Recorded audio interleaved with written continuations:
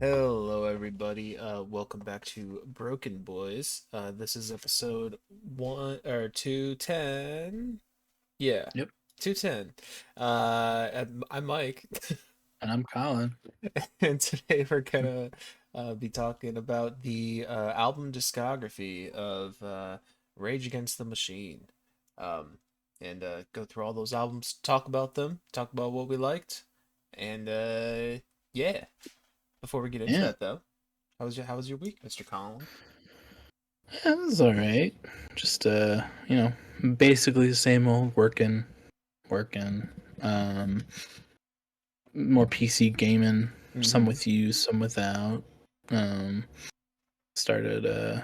I decided to emulate Pokemon Oh man. because I wanted to play Pokemon.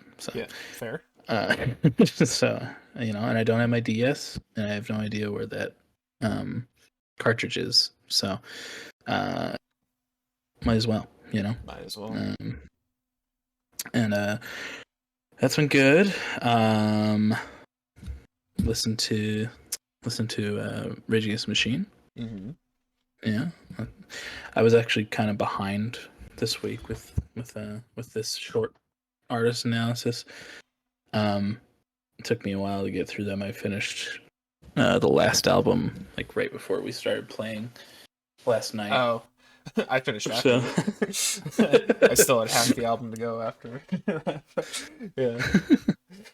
but it was good. I watched a movie called Conclave, Oh, which was yes. a Oscar nominated film.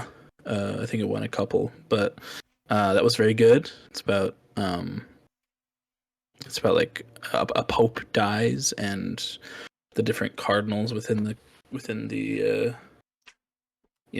the Catholic Church Yeah. have to vote for a new person to take over the papacy. Mm. So, and it's very very very well acted. It's very like uh it's so like gossipy, but like in a way that's like um just like it's just like a bunch of 50-plus-year-old men Mm-hmm. in robes gossiping about each other and trying to elect the best pope Mm. person for pope, and it's very interesting. It's very good, very well written, lots of good drama. Yeah. um I would recommend that one. What? Yeah. uh Another week, another Ray Fiennes movie watched by one of us. yes, Yeah. yes. Ray Fiennes, Stanley Tucci, fucking John Lithgow. Oh, So I didn't know he was in that. Nice. yeah, good actors in that Yeah. one. So um I I asked my sister earlier this week if I could download Monster Hunter from their account. So Mm. I haven't played much of that, but I played the tutorial, and it's very fun so far. Need to sit down with our old coworker John and play that, because that's who I played the Mm. last one with a lot Mm. of. So um Do you have that on gotta get PC? on PlayStation. Okay, I was gonna say I don't remember if that's a PC game or not. I think it is on PC, but I Okay. don't know if this one can run it all too well. So Gotcha. just and I gotta give my PlayStation some love too. I can't just be Yeah. gooning at the computer all day, all night, Yeah. But um, and then the other day I texted, or I sent a Discord message to friend of the pod, Nick, Hmm. who was on way back in the infancy of Yeah. this pod. I think it was episode like 16 or 17 or something Something like like that. that. He came to my house. I remember Yeah, yeah. that. Talked about skateboarding and Yeah. album artwork. And he Um, I think oh, I don't remember. I think it was a Japanese song or something that he chose for yes. it was a really interesting one. Mhm. I was like, hey man, I got a PC, and he's like, oh my god, that's so cool. And then we we hopped on call for like a couple hours and just Yeah. talked about what the last couple years of our lives have been, because I haven't really talked to him since that pod. So it's like, Wow. I don't know what happened. I moved down here for college, and Yeah. I just lost contact. But It happens sometimes. uh, yeah. But I'm glad to have gotten to talk to them, and just have a nice conversation. Got Yeah. invited to their Discord server Ooh. with like some people from our past, Mhm. from high school, who I completely nearly forgot were people. Yeah. And I was like, wow, I'm sure I haven't heard those names at all. I was gonna say I'm sure I'm one of those people too. A lot of people. So. I mean, same, so Yeah. it's okay. Um, but yeah, and that made me. It was good. I've Yeah. known Nick since first grade, so it's like, Yeah. I don't want to lose uh, that Yeah. link to my childhood, I guess. Yeah, I mean, after his episode, I think we really, we decided to give him a bunch of notes on what he should have done better after we filmed it, and maybe that left a poor taste in his mouth. But Yeah, it we might just have do that. caused the fallout, but Yeah, we just do that to all of our guests. So that is true. yeah, Yeah, the amount of feedback we've given to John is crazy, but he still yeah, keeps coming back and yeah. still keeps getting shit wrong. So, But hey, um, well, he keeps coming back, and he gets better and better and better each time. So that too, yeah, that too. but we still got Always something to fix. always something to fix. Um, Yeah. um, but that was nice. And then our drink machine at work finally got Let's fixed, which go. is awesome. It grabs cups. They didn't fix it to where it showed the correct drinks, so my manager called them the other day, and they just walked her through it on the phone. She fixed the screen and the drinks we had on her own, and they could have done that a million times, or somebody could have called them a few, like, since it's been doing that and gotten it Yeah. fixed themselves, but they just chose not to, and now we finally have high C and diet Dr Pepper in the Let's drive-through go. again. So because whenever somebody comes up to the fucking speaker, it's like, what do you want for your drink? Oh, the orange I see. And it's like, sorry, we don't have that right now. And they're like, oh, and they just, Yeah. uh, it's a very popular one. Yeah, But high C at McDonald's is like a nostalgia pick for me. I mhm. definitely got that when I was a Yeah, kid a lot. Yeah. yeah. I mean, it was. I think they got rid of it for a long time, and then there was like a petition to bring it back, Mm, and then they did. So, yeah. um, and it's tasty sometimes, but Yeah. it's very sugary, very sweet. Yeah, it is for sure. Um, and then the new Daredevil show started Oh. this week.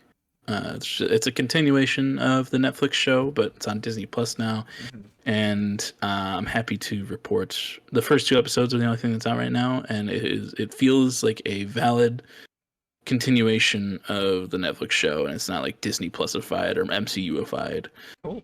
at all. So that's really good. Do they have the earlier seasons on there too? Yeah, yeah. Okay. I wasn't sure how They that would work since it's a Netflix original. Yeah. mhm. Yeah, no, they a couple of years ago, Disney bought the Netflix shows and put them on Disney Plus. Mm, Um, so now you got like Daredevil and Iron Fist and Jessica Jones, Luke that's right. Cage, I forgot there was Defenders. multiple of those. Yeah. I mean, some are better than others, but Yeah. it's and Punisher, of course, but Right. uh, it's good so far. The first episode was like really really well done. There was like a shoddy CGI part that was like but other than that, the action was good. The acting was fantastic. Charlie Cox as Daredevil is like the best casting Yeah. like ever. So good. Um, I think I watched the whole uh, first season of that show, and yeah, he was very good. mhm.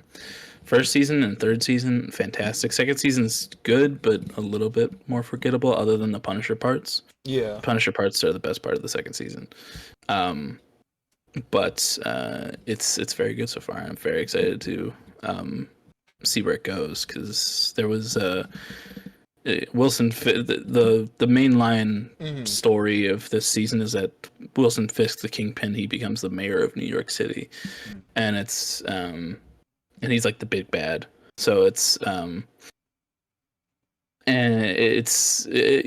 done that in the comics before, and that's like been a storyline that they've done. But seeing it on like on a TV show and how it was depicted, it's very, very like this is commentary on politics in the last 10 years Right. and Trump, and it's like, well done, good, thank you, Yeah. good job.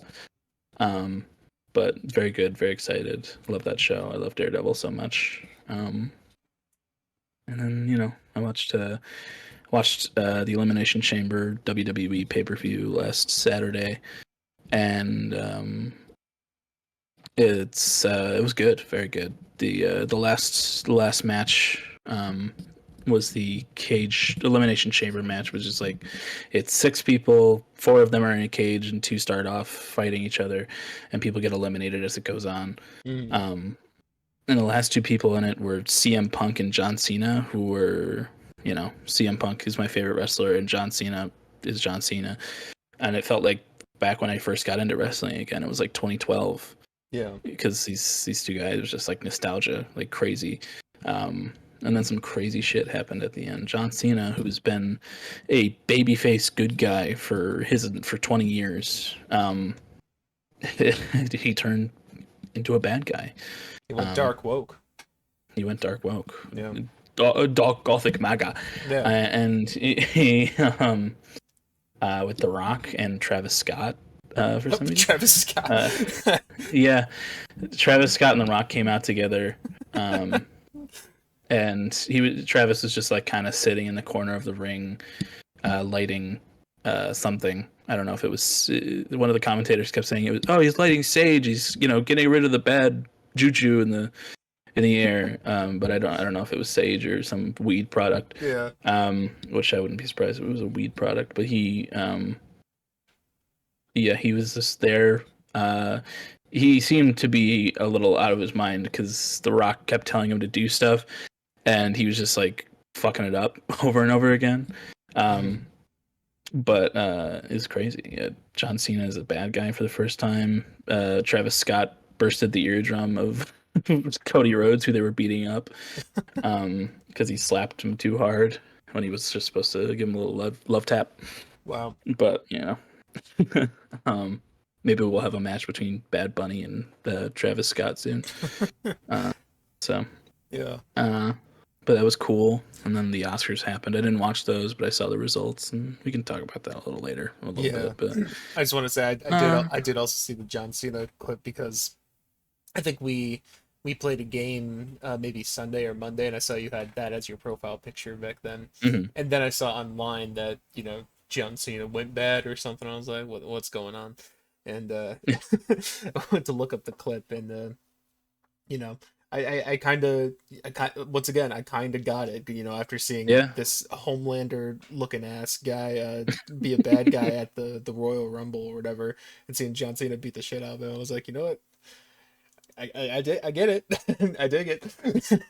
Well, I mean, he wasn't a bad guy at the Royal Rumble, but he did beat the shit out of Kevin Owens. Yeah, I don't know. I didn't like his vibe. I didn't like the cut of his jibs. That's fair. Yeah, that's fair. Yeah.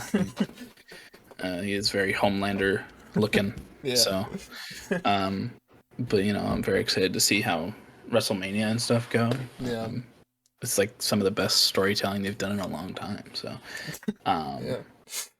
And yeah, that's basically it. I also listened to the new Lady Gaga album Mayhem, and I can talk about that when we get to the music news. But I liked it. Okay. Cool. But how was your week, Mike? Week was fine. Kind of same old, but did some stuff. My mom and I, we watched Captain America Winter Soldier. Bang. Yeah, it was a banger. That's very enjoyable movie, directed by the Russo brothers. And I think they just make the best Marvel movies. I think that's just how it goes. It was really good. I mean, the best part about it, well, not the best part, but like one of the most noticeable parts about it that was so good was the action. Like the action just felt so grounded and so good and so real. And I'm like, this feels like a far cry from anything I've seen in Marvel. And really enjoyed that. That's probably my favorite standalone MCU movie. Like I think Infinity War and Endgame, just because of the pure spectacle, Mhm. are a little bit better. But like standalone movie, even though it's a sequel, but we'll just forget about that for a sec. That's that's a really good one. Really Hot love. take. Yeah, hot take. I know. Um, I really enjoyed that one though. And yeah, so did that. Been watching some Invincible season 3 this week too, which has Mhm. also been very good. I'm not completely caught up yet, but that show continues to just have really, really great character writing and story plots and everything. And yeah, really enjoying that one. Uh, wish it was still being talked about the way it was when season 1 was going around, but it's okay. Mhm. Um, very good as well. And then yeah, playing some games, um, doing lockdown protocol still with the squad, and yeah, doing that, and been working on music too. Yeah. There, yeah, I do have good news for that. There, very good progress made on that final song that I've been talking about. Let's go. Like to the point where you, Vincent John, should be getting some sort of draft fairly soon. um, Let's let's go. go. Yeah. I think it's a there we go. Mind blown. I know the plaintiff releasing music. But that's it's been going good. And liking where that is at the moment. But I gotta, s- tie some ends and stuff still. But whatever. And then also I saw well, to start off, turning the tables, they had Maruha, that band from the UK that I like a lot. They had them on their podcast, which I thought Mhm. was like a crazy crossover because Maruha is pretty small, and also turning the tables have never talked about them before or reacted to them before, and then all of a sudden they're just their collab, and I was like, whoa, okay. But really, that was my first time getting to hear any of the band members like speak about anything either. Like I've never seen like an interview from them before. There was a lot of good vibe stuff. And they started talking about like a show that or the role. Kevin and Connor asked them what show they're most excited for, and they were like, "Oh, in Chicago, we're." That's probably not the accent at all, but it was very Paul McCartney-esque. But they're like, "Oh, in Chicago, we're gonna be there on." They said on St. Patrick's Day. I think they will be there, but they're performing the day after. But they're like, "Yeah, we'll get to Mm. see them dye the river green and stuff like that." Um, and I was just like, out of curiosity, I was like, well, how much is this show? And I looked it up, and the tickets were like $15. And I was like, whoa, in this economy? Okay. And I was like, all right, let me not just impulse spend. And I checked on the the parking app that we've used. What like what's the cheapest parking I could get, and like the closest parking was also like $12 or something like that. I was I was like Jesus, okay. um and I was like, all right, well, after taxes, this is a $32 ticket and parking in the year of our Lord 2025. And I was like, well, maybe I shouldn't be treating myself, but I'm gonna treat myself. So Hell yeah. ended up buying the ticket. I told you and John about it. Well, I guess told Vince as well, but I don't expect Vince to make a 2 hour drive. Nor Yeah. he definitely wouldn't like their music either. I don't think. Oh But no. yeah, but I like offered to you guys too. I was like, if you want to, I mean, you're welcome. But I fully anticipating going to this to see a show by myself for the first time. But you know what? Mhm. It'll be an experience. I'll be doing that in a couple weeks. But yeah, that's Yeah. something this week. And yeah, other than that, listen to Rage Against the Machine, of course. And Mhm. I also listen to uh, the new Ichigo. I just learned how to pronounce her last name, and I don't think it's Aoba. I think that's me being very American. But the new Ioba. it's like I think it might be like Alba or something. I don't Hmm. know. Ichiko Aoba is what I'm just gonna say for now. Her new album, Luminescent Creatures, did listen to that. That was the most reviewed thing on Album of the Year last week. Which it was very close between that and the new Rebecca Black album. Yeah. But I was gonna listen to this one anyways, though. And yeah, it's beautiful. I'm really loving her stuff as of late. As I've been talking about after listening to Windswept to Dawn. And this one is also very, very good. Very similar quality, in my opinion. Fantano just gave it a 6, but I don't like Fantano right now, so I disagree with him. Um, but I don't like Fantano right now. just because he gave her a 6, that's Oh, that. just because of that. Yeah, I mean, there's probably other reasons too, but that just in this moment, I invalid opinion. Yeah, no, it's very beautiful, kind of the same um vibes as last time. I would say this one's even more like slow and acoustic though, and it's really pretty, really beautiful.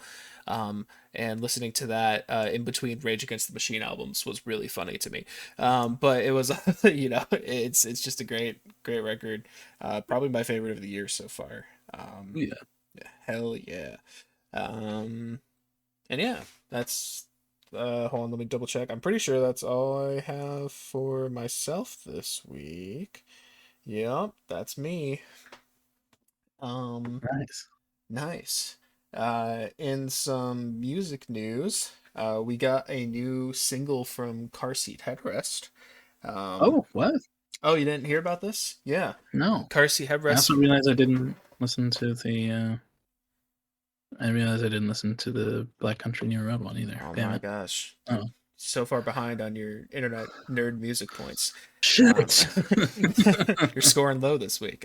No, um, but yes, there was a new Car Seat Headrest song that released this week called oh man, Gethsemane, Gethsemane. I So don't what's know, that?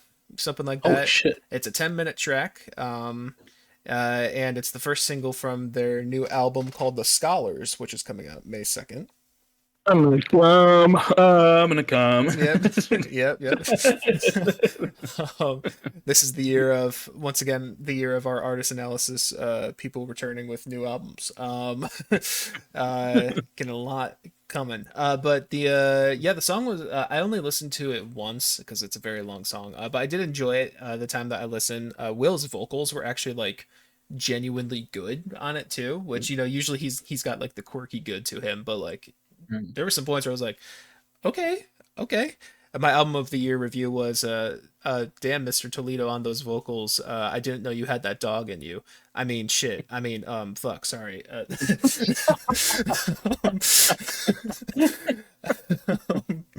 But yeah, but no, the song was good though. And definitely got those car seat headrest long song vibes, which, if you know, you know. Um uh Right. but yeah, you should definitely listen to that one. I will. Um, I will. yeah, Holy shit. you should also definitely listen to the new Black Country Road song called "Happy Birthday" that came out on Monday. Very good. This one headed by their bassist Tyler. She sounds really great on it. It's a little bit more experimental than Besties, but it's still got those somewhat positive vibes to it. It's more positive than when Isaac was a lead singer for sure. But it has a lot more interesting structure and stuff going on. It took me a couple listens to like really get into it, but like there's a lot of really cool stuff happening on it that I think is pretty cool, and still looking forward to that album, of course. Um, I think that's all I Hell have yeah. in terms of music news, unless you got some more. Well, there was Mayhem by Lady Gaga Oh, released right. last night Yep. as well. And it's good. I think from my first couple like listen and a half, the two singles are the strongest for me so far. But she does some cool, interesting stuff. There's like a little bit of like disco, a little bit of like Daft Punk esque, not like super electronic, but like just like the instrumental is more. A couple points where that's like that. There is one song on there that's like very very Taylor Swift y, Interesting.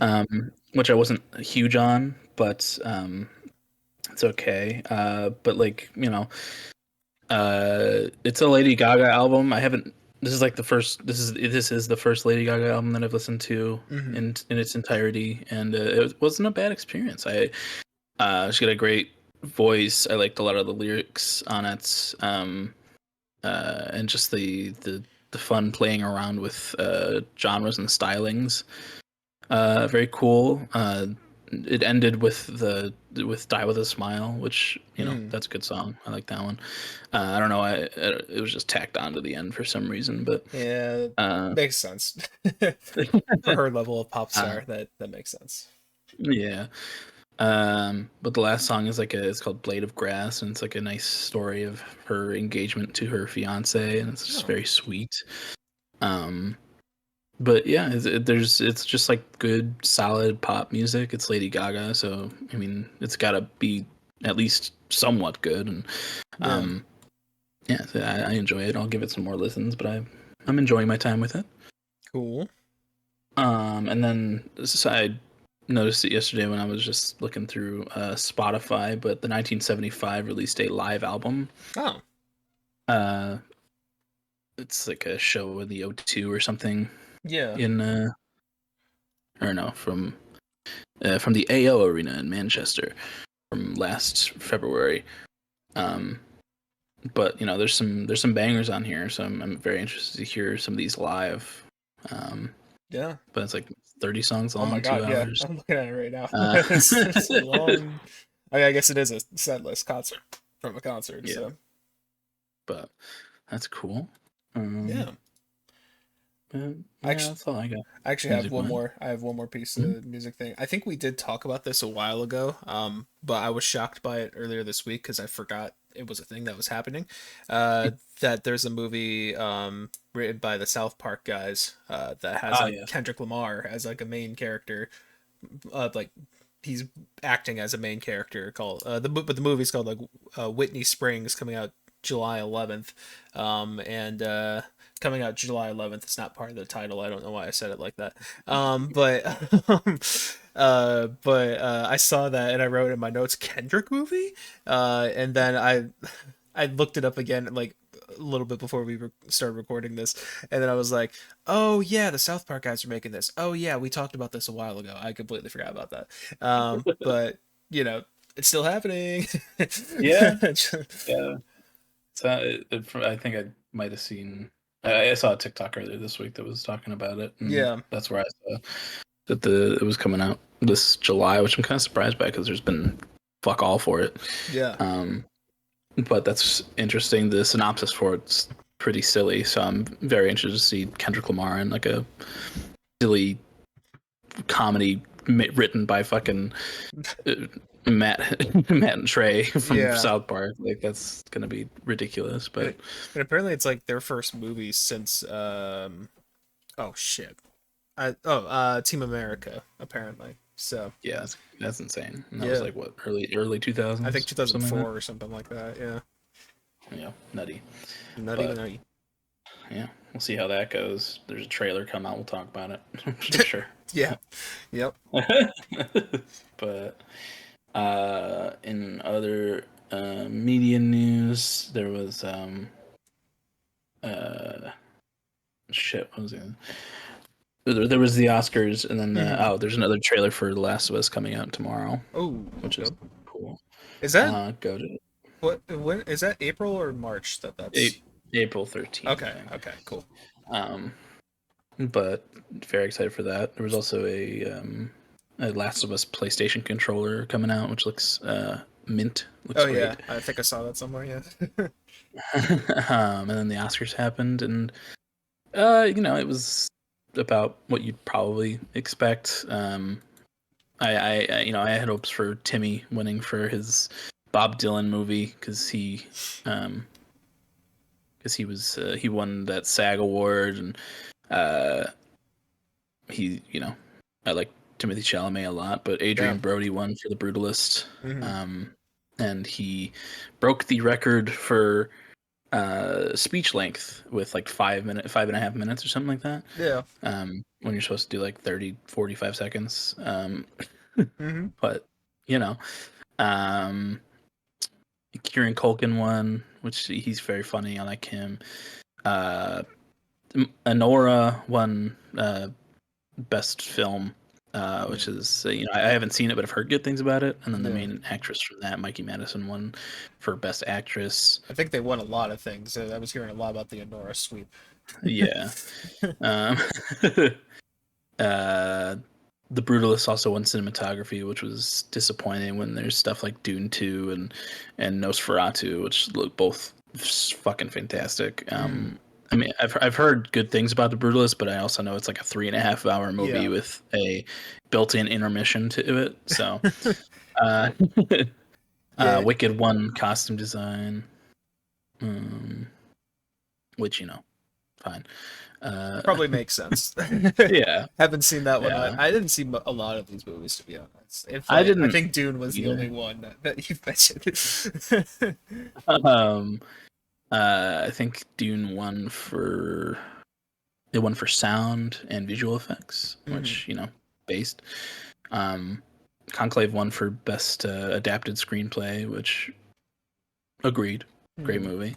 Um, but it wasn't anything like super mind blowing. Yeah. Zoe Saldana uh, won for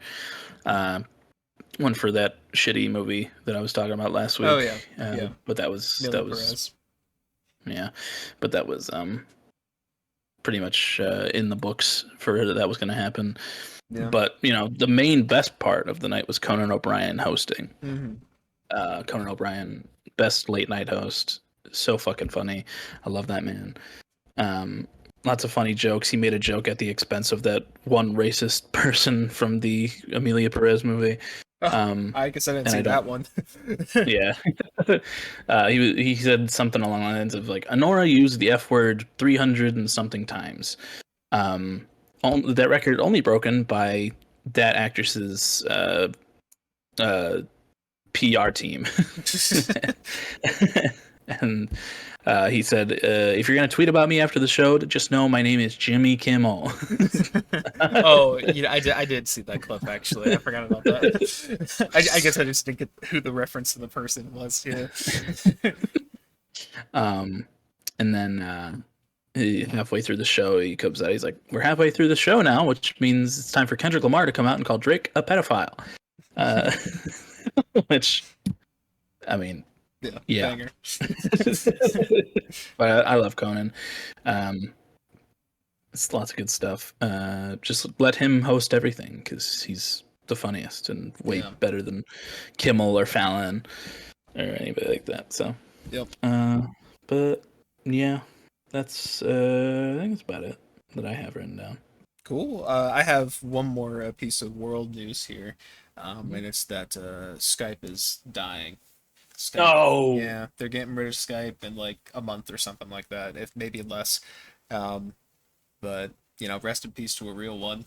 Before Yeah. Discord, that was the place. I still have a bunch of old chat logs there from back when I was playing Roblox a lot. Huh. That, and also actually I was looking through Skype after I saw the announcement that I was going away, and I was like seeing like group chats I had in um uh sophomore year, or no, junior year, like pre-calc, just talking about like homework and shit, and like complaining about Springboard. Wow. The Throwback. series. Yeah, throwback to Springboard. God, I hated that. Yeah. But that's a reference no one's gonna. Well, I mean, there's probably other people who have used Springboard, but but yeah, just like us having group chats for like helping each other on Skype there. I was Mm. just like, damn, so many memories there. But I mean, it makes sense. It's never been the greatest audio platform. Mm. And now I'm pretty sure Zoom pretty much put the bullet in Skype, because anyone who's old and stuff Yeah. is now also using Zoom instead of Skype. Yeah. But you know, But hey, Zoom has nothing on the sounds that Skype makes. I mean, like boom, True. boom, boom, Oh, boom, like yeah. those Nostalgia, great dude. noises. But rest in peace, Skype. Mm-hmm. Coded service. Go to. You'll be missed. Yeah. It was really well. It wasn't the first one. I think TeamSpeak or something was probably before it, but it was the first like mainstream one. I feel like. Yeah, Yeah, but probably right. yeah. But yeah. Other than that, I think that's all I got for news and everything. All right. Well, we can head on into our artist analysis of Rage Against the Machine. Mm-hmm. This is a series where we go through a artist that we spun on a wheel. Whichever one is selected, we listen to their entire discography and we talk about what we think of each album, listing our favorites, our ratings, and at the end we give our overall thoughts. Yeah. And like I said, this week it is Rage Against the Machine. So 4 albums. I had listened to the first 2 prior to this, and yeah. Yeah, I've only listened to their first album, and I listened to that like a few months ago. Like it was kind of end of 2024, so very Still fresh. still fresh, still fresh. Yeah, Cool. Well, cool. do you want to start? You want me to start? What do you want to do? I could start. Yeah, sure. Oh, yeah. Cool. Well, we start off in 1992 with Rage Against the Machine. That's the name of the album and the band. Fun fact. But yeah, for this, I said we are in desperate need for this kind of energy in the next 4 years. It hasn't been long since I first listened to this album, so a lot of my thoughts may sound familiar here if you watched that episode back whenever I talked about that. But holy fucking shit, I'm not sure if political anger has ever been expressed as effectively as this album does. There is a pure rage and disgust towards the American government prevailing throughout this entire record, and my god, does it sound so good even to this day. Not only is the production top tier, this is still one of the best produced rock albums I think I've ever heard, but the lyrical content is still topical to this day, nearly 33 years later. Um, but even if you're a dumbass conservative who thinks this group has recently gone woke, there's still so much to enjoy here that I can't get from anywhere else. First off, the genre fusions are just perfect. The entire project has this beautiful marriage of rap and metal, but underneath that, the grooves and riffs almost have like a funk or blues feel to them or something. And the riffs go hard, phenomenally so, especially on this album. It all feels like it's made for one another, all these genre blendings. And again, the production just accentuates each part of it appropriately. Like it all just melds together so well. And the last thing I want to touch on here is Zach de la Rocha. I actually haven't looked that up if it's Rocha or I think like it's Roca. it is Roca. Okay. Zach de la Roca's vocals throughout. I remember when I first listened to this record, his vocal inflection kind of reminded me of like Lin Manuel Miranda if he could get angry, um, in like the best way possible. It's just kind of like the tone in which they do the rapping. I don't know, Mm. um, but I mean that in the best way possible as well. But he is so engaging all throughout this project and delivering his heart out on every single word. And the screams, my God, the screams are hands down my favorite screaming performances I've ever heard. Um, like I've heard the track "Wake Up" several times now, and I'm pretty sure I've said verbally, "Oh my God," every single time those screams kick in towards the end of the track. Like it's just so punchy and phenomenal. This entire album is just killer from start to finish. My only gripe with it is that I think a couple of the riffs start to get just a tiny bit repetitive towards the end, but it's not that big of a deal when the production and energy continues to operate at some of the highest levels I've ever heard. My favorite tracks are Killing in the Name, Wake Up, Bullet in the Head, Take the Power Back, Settle for Nothing, and Know Your Enemy. My least favorite is Township Rebellion, just by a little bit. And overall, I gave it a strong 9. Yep. Yep. Yep. Yep. 1992, Rage Against the Machine. I said I honestly can't think of a better way to debut This record is absolutely explosive and bombastic from start to finish, and it is such a good way to such a good way of getting their point and messages across. From the lyrics and the passion in which they're put across to the thrash metal hard rock instrumentals with Tom Morello's weird ass pedals and filters on his guitar. Yeah. They come through loud and clear and about what they feel about the world and the country that they live in. I've said it a lot when it comes to political media that I've ingested, but it is truly devastating that everything that they wrote about is in on this album is still more than present 33 fucking years later. Yep. But that just makes this debut even more generational. It's about as perfect as a political album can be, and it's about as good as a debut that anyone could ever make. About as good of a debut that anyone could ever make. Yeah. Fucking fantastic all throughout. Just so angry and so passionate and so relevant. No matter when or where you're listening to it. So just fantastic. I love this record. My favorites are Killing in the Name, Wake Up, Bomb Track, Know Your Enemy, Take the Power Back, and Fistful of Steel. I don't have any least favorites, and I give this one a 10. I don't blame you. It's really not far for me.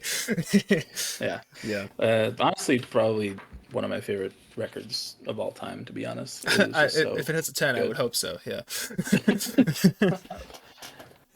Yeah. But yeah, and then we move on. Good little break. 4 years to 1996 with Evil Empire. This album screams "Fight the Power" like the last one, but just quieter and a lot further away. Don't get me wrong; the lyrics are still relevant and mean a lot. It just doesn't have the same punchiness and aggression as their first record to me. Even with those aspects, or rather without, I still enjoy this record, and there's still a lot to love throughout of it. As I don't even know what the fuck I said there. The lyrics still hit. They have the same passion and messaging. The instrumentals are still well done and interesting at times. Though I will say, I believe those those instrumentals were a bit better on the debut as well as the production. Just I don't know, there was just something missing throughout Evil Empire that they had on their first record that I like this record, but it just didn't vibe the same. There aren't as many hits here, which makes sense to me, but there are plenty of bangers nonetheless.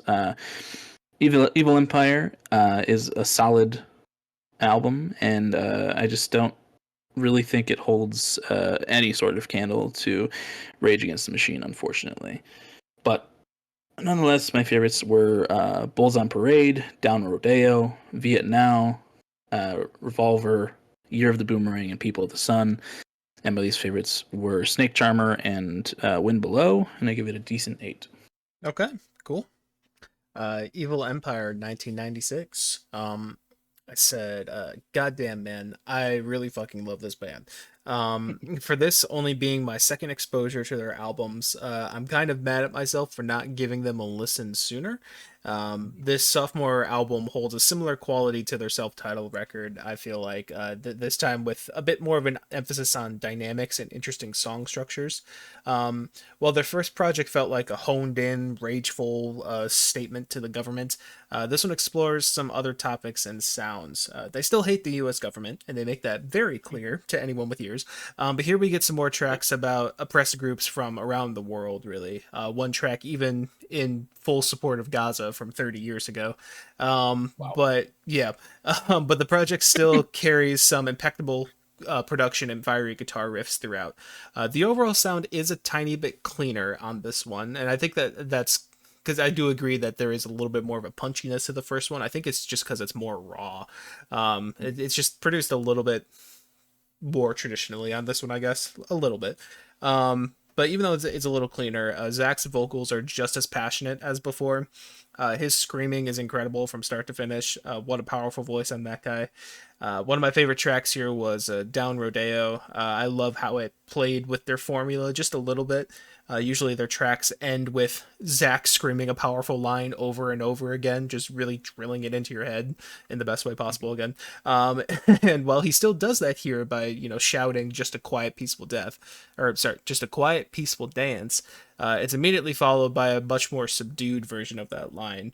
And I don't know, it was like a really interesting reality check for the song and like made it feel more powerful to me, the way that like the message came across that way. I don't know. But anyways, the whole album is amazing, and there's so much more I've yet to unpack and discover about it with future listens. Also, shout out to Denzel's cover of Bulls on Parade, Denzel Curry, of Mhm. course. Revisited that one, and it still goes so fucking hard.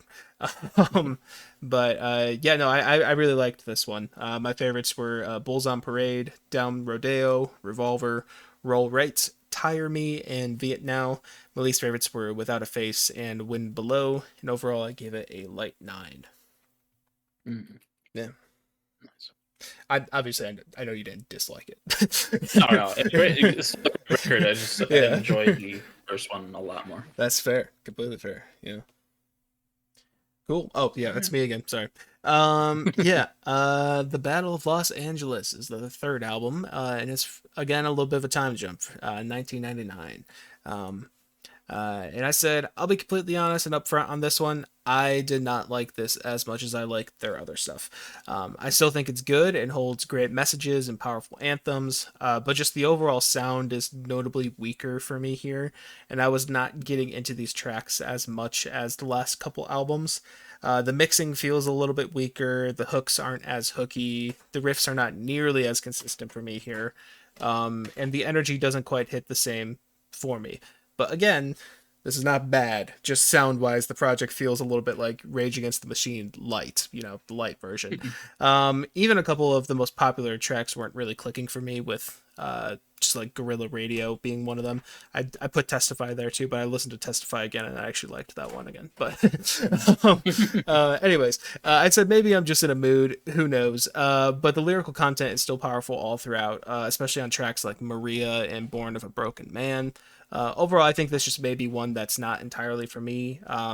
Just the sound of rock that they go for on this one, but I still found it pretty enjoyable. Just a little disappointing in comparison to the last two.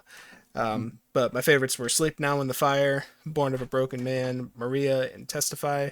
And my least favorites were Born as Ghosts, Mike Check, and Voice of the Voiceless. And overall, I gave it a decent 7. So, just again, it was mostly on a sound quality thing there. That's fair. Yeah. For me, I said it felt like they got their passion back a little bit from the Oh, okay. last one. A little like the just the, I don't know. This one also feels extremely relevant today because there's lots of commentary on immigration, the Yeah. kill or be killed economy, and the act of protesting. These are things they've spoken on prior, but I feel have taken the forefront here, and I really like it. Evil Empire felt mostly subdued to me, but this album feels like they regained that wind under their wings and the fire in their bellies to make some political bangers. Morello's weird guitar effects make more appearances, and Zach De La Roca sounds as pissed off as ever. While I don't think it's as good as the first, still, there this is a step up from the last, in my opinion. And I'm more interested, and I'm interested to get more listens into this because this is the first time I've heard this one. But I don't know. There was something about this one that I liked a little bit more than Evil Empire on first listen. At least it could change. Um, Could change but for me too. I'll definitely give it yeah, another listen at some point. Yeah. yeah, for sure. But still great. My favorites were Sleep Now in Fire, Maria, Testify, Born a Broken Man, Voice of the Voiceless, and War Within a Breath, I think. And my least favorite was Calm Like a Bomb, and I gave it a light 9. Okay. Cool. Yeah. But here we go. Last studio record. Mike informed me earlier this week that this is a covers record, Yes. and it is. But it came out in 2000. It is their last studio album, and up to this date, and then I'm pretty sure forever. But unfortunately, Yeah. It's been well, 25 years. yeah. Um, while none of these covers are bad, I can't be alone in wishing that their last studio record was original. Um, I think it's cool to highlight songs from other artists that highlight the same messages, and they get to explore like softer styles, delve more into rap and hip hop. That's cool, but I feel like it would have been more interesting if they did it with their own lyrics and ideas. Mm. It's all still a vibe though. It's punchy, energy filled. Uh, Energy filled. Oh, punchy, energy filled rage. And they seem like they had a good time doing these covers. I don't have a ton to say about this record, as it is covers, but they sound good and they're very well done. Just wish it was their own stuff for their last record. Um, but my favorites were How I Could Just Kill a Man, Beautiful World, um, Street Street Fighting Man, I think, Yeah. Pistol Grip Pump, In My Eyes, and Maggie's Farm. And my least favorites were Kick Out the Jams, I'm Hausen, and Down on the Street, and I gave it a strong 7. Okay, cool. Uh, yeah, Renegades 2000. Um, it sounds like 2000's part of the album title again there. That is the year. Um, for their final album for the time being and probably forever, Rage Against the Machine decided to do an entire covers record, mixing traps from both classic rock and contemporary rap artists. I didn't know a single one of these tracks ahead of time, but I did keep tabs on Genius for what they were covering each time. The mix of tracks is actually really cool to me, with the band themselves being a fusion of both rap and rock. They really take both of those elements and make them their own, and kind of in a way that it almost can pass for an original album nowadays, especially because I didn't know any of the songs going in. But it all just sounds natural in the way that they integrate everything into their own style. But I do think this is easily their spottiest record. Some covers work incredibly well, while others just feel a little drab in comparison to everything else. But they continue to experiment with their sound here, with some integrations of more electronics and like subtle ways, and even a straight up ballad track that was pretty cool in my opinion. I liked that one.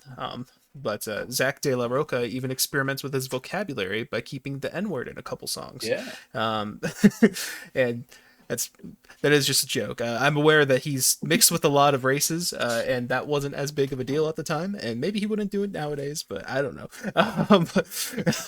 Just something that was notable, I guess. But yeah, this really isn't too bad. It's still a very enjoyable record. Definitely not my favorite of theirs, and I wish there was more of a unique statement to end their body of work on, kind of like you were saying. But it's still very fiery and powerful. My favorites are Maggie's Farm, How I Could Just Kill a Man, Pistol Grip Pump, In My Eyes, and Beautiful World. And my least favorites were The Ghost of Tom Joad, Kick Out the Jams, Microphone Fiend, and Street Fighting Man. And overall, I gave it a light 7. Yep. Cool. Yeah. All right. Yeah. Overall thoughts time. I learned a lot about myself with this artist analysis. And I'd like to take this time to proudly announce that I am a Republican. Um, I'm glad I can. I'm glad I can find solace in this music that sticks it to the liberals. Fuck you! I won't do what you tell me. Okay, I'm done with. Appropriate response. I'm, and I wrote down, all right, I'm done with that bit. Before that, I also put that emoji of like the eyes like crossed and the tongue sticking out. Yeah. Anyways, yeah. Awesome. Rage Against the Machine are a band where you know exactly what you're going to get, and yet it never gets stale because of how well it's pulled off every single time. Yes, there are clear formulas here that can probably connect about 80% of their work, and water it down to like the same formats. But they always find these funky pockets and amazing lyrical content and vocal performances to back it up. These guys are also so synergized with one another as a band. I watched a couple live performances from them, and they're always able to stay on the exact same page with like every single tempo change that they do, which they do a lot of tempo changes in a lot of their songs.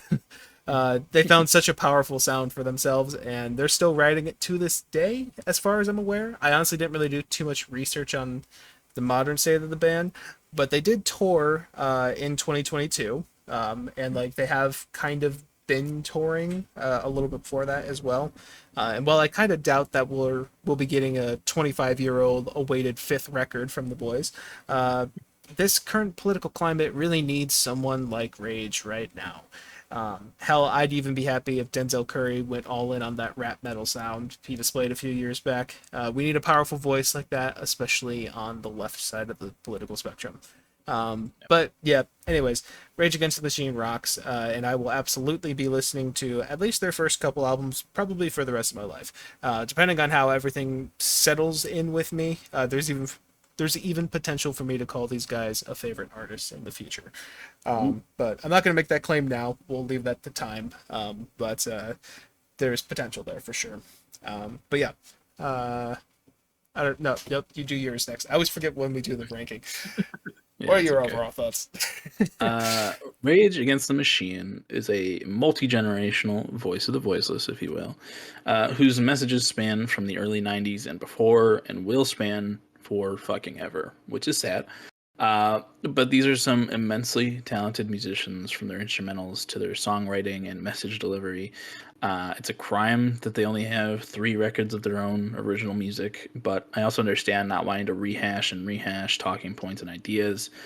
But a modern day protest album in the current political state of this country and world would go unbelievably hard. Um, all of their stuff is fantastic and worth a listen, but the first record especially, very good messages, very well done music, very good artist analysis. Just some of the most passionate music I've ever really ingested. Like there's passion in other ways, but this is just passion on a level of getting a message out and letting people know what they think about uh, important things like politics and the state of the world and country. Um, just super well done all throughout. Would love um, if they came back for just like let's just go throw them a bone, give them a fifth album, why not? But Yeah, I don't think that'll happen. It'll probably never happen, which is okay yeah, because all of their shit is so good and still so relevant. So, yeah. but yeah, just I really good. Hmm? that and also I do wonder how the effectiveness of that would be, considering I think they're all in like their 50s now. Um, Yeah. like I'm not saying that they do still have good political standings. They've shown that from their shows and their statements and stuff. But Mhm. you know, if it can bring that same level of energy at this point in time, I don't know. I don't know. It's possible, It's possible, but but there definitely is youthful spirit that fuels records like the first one. Like not that in a is true. bad way, but like just the energy, in general. I don't know. Yeah, I mean that's true. But still bangers, fantastic Yes. musicians. Yeah. And my album ranking goes Rage Against the Machine, The Battle of Los Angeles, Evil Empire, and Renegades, and I gave them an overall light 9. All right, cool. My ranking goes Rage Against the Machine, Evil Empire, The Battle of Los Angeles, and Renegades. And overall, I gave them like a very strong 8. Like, very strong. um, but cool. Yeah, Yeah. fantastic stuff. Yeah. Highly recommend going to listen to that first record at least. Yeah, But first record for sure. Yeah. yeah, there's stuff to gain from every single one though. Just Yeah. great stuff. Yeah. Cool. Yeah. Alrighty. Well, unless you got anything else to add, we can jump into Song of the Week. We're actually at a good time here. Nice. Yeah, I'm good to head into it. All right. Well, you are up first, sir. So, what are you feeling? All right. Well, even though Evil Empire kind of didn't meet the same love for me as the first record, Down Rodeo just has some incredible stuff on it. So I'm gonna go with that. Down Rodeo by Rage Against the Machine. All right. So now I'm rolling down Rodeo with the shotgun. These people ain't seen the brown skin man since they grabbed Aaron's part one. All right, that was Down Rodeo by Rage Against the Machine. What do you think, Mike? Well, we can add this to the list of songs that Colin has stolen from me for Song of the Week. Sorry. And it's fine. No, it's I mean, but I was gonna choose it too. It's a fantastic song. Like I was kind of saying in my review of it, I really like how it like changes up the formula a little bit, just like in terms of like the structure and the pacing, and even just how it like it cuts out in places that you don't expect it to, or changes in places that you don't expect it to. It just feels overall like a really cool journey of a song, and I really love the guitar tones that I'm guessing Tom Morello's behind that for a lot of it. Like the one like the one that the track opens up with is such a cool sound. I love that, and yeah. Oh, and also the first time I listened to this song. Hold on, I need a. Hopefully that doesn't get. People just heard a little second of the song right there. But the lyrics, these people ain't seen a brown skinned man since their grandparents bought one. The first time I heard that, I had a reaction of, oh my God. Yeah, yeah, Yeah, just, I don't know, that lyric, very powerful. It's yeah, just it was very in your face. I was like, oh my gosh, I love that.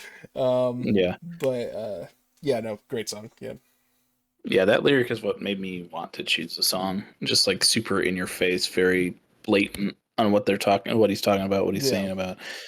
Just like it's so good, and like the production on this one, the guitar riffs, it's just like you said, it's a lot of switch ups and it's very cool, different formulas. It ends in a way that's like it's less yelling and more just like whispering into the microphone Yeah. for the most part, and it's just like super different. And uh, yeah, it's just a real banger. I think it should be highlighted more in their more popular stuff. I agree. Yeah, no, it's But fantastic. yeah, but what do you got now that I stole your song? Yeah, yeah, now that you stole my song. Now, it's okay because I do feel like one of us should have chosen or should choose this other one as well. It's their other classic, basically next to Killing in the Name. And I think it's also a fantastic track. So because of that, I'm gonna go with Bulls on Parade by Rage Against the Machine. Running around the family with a pocket full of shells.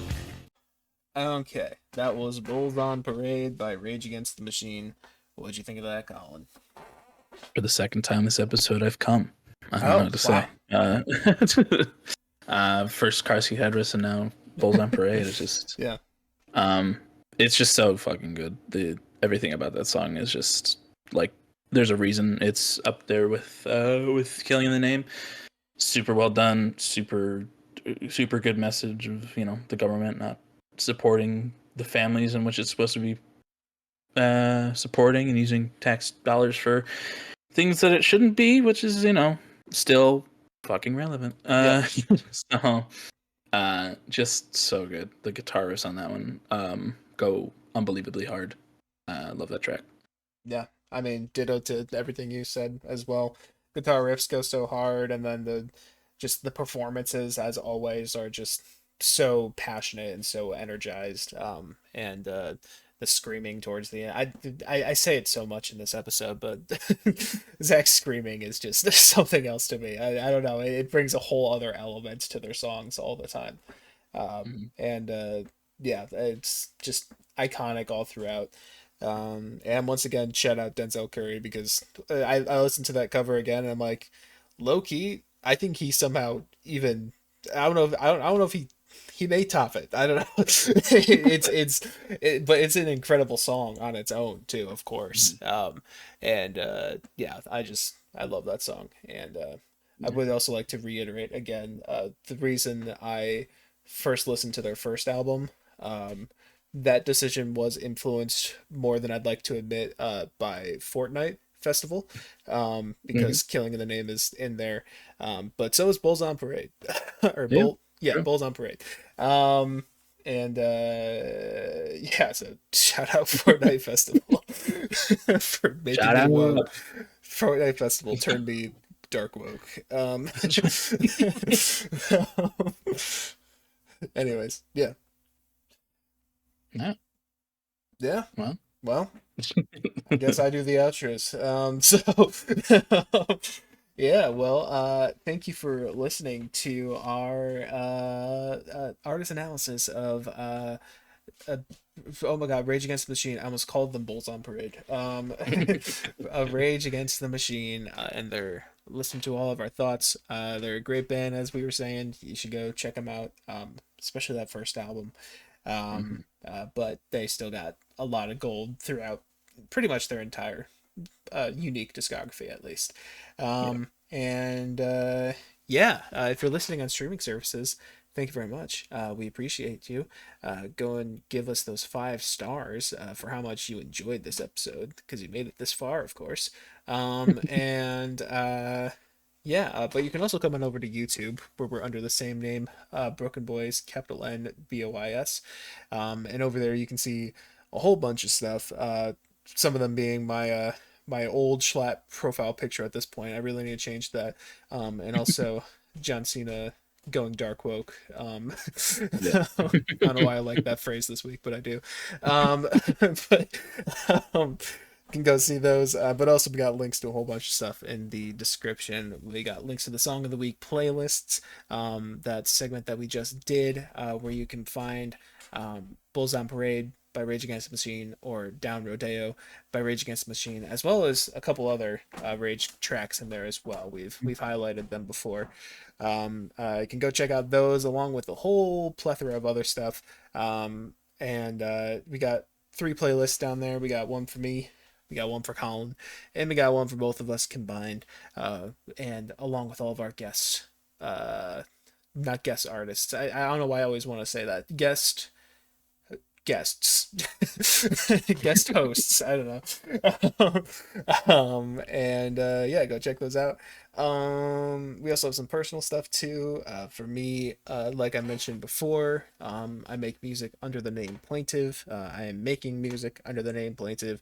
You guys should be seeing some stuff here somewhat soon. And I mean that for sure. That sounded That's good. sarcastic the way I added for sure there. But it's not. But you can catch up on your plane of lore. I got Spotify and Apple Music down there.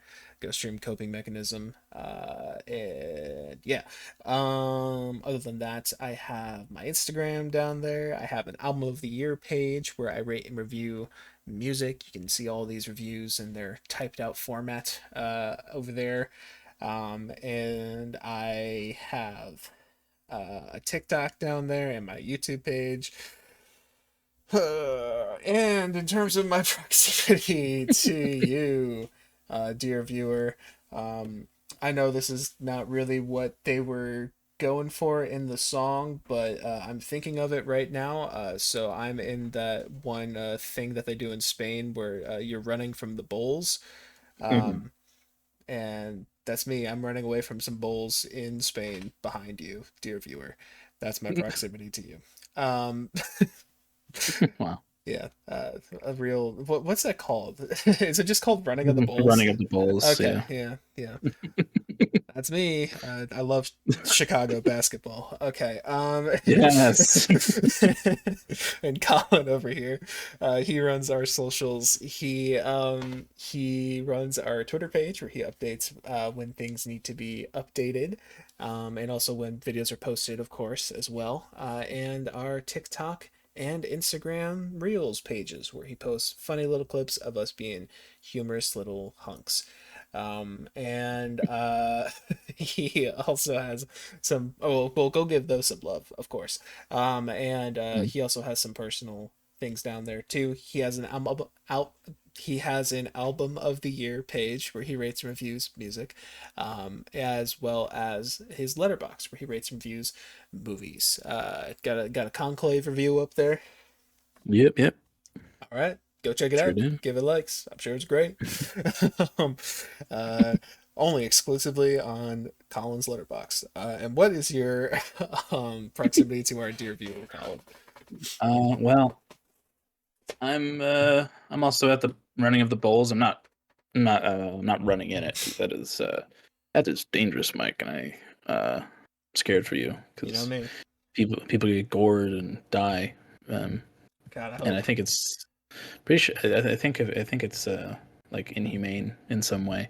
Probably. Uh, so, um, but I'm there and I'm protesting it Mm. as a Rage Against the Machine fan and maybe member would do to protest against the um, use of bulls in this way Mm. instead of just letting them roam free and be animals like they're supposed to.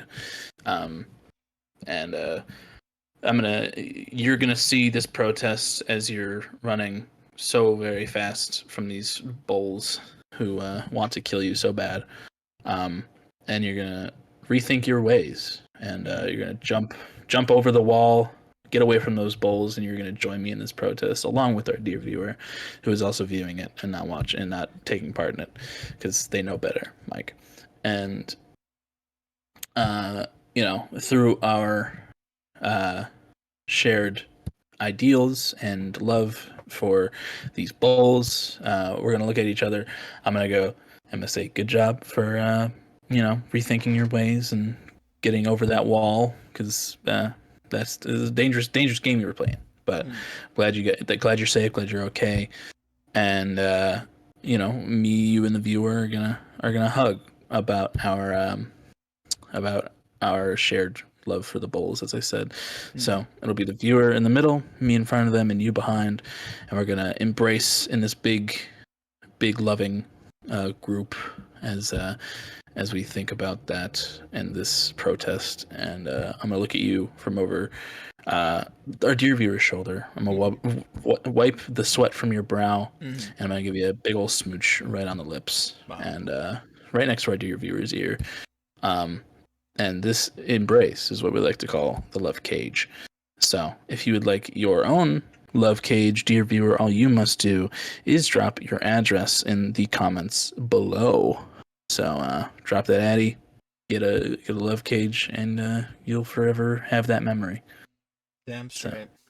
Also, I just looked it up as we were talking there. They do still do running of the bulls. I wasn't sure if that was an outdated tradition, but there's one happening in June of this year or oh, July you want of to go? this year. I mean, we have to now. We got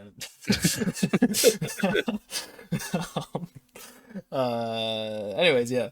Thanks for watching the episode and Yeah. listening to our thoughts and everything. We'll talk next week about something. Something. Do a draft, maybe. We'll see. We'll see what we Yeah. do. We cook up. We'll see what we cook up. Yeah. All right. Bye All right, bye. bye. Woo.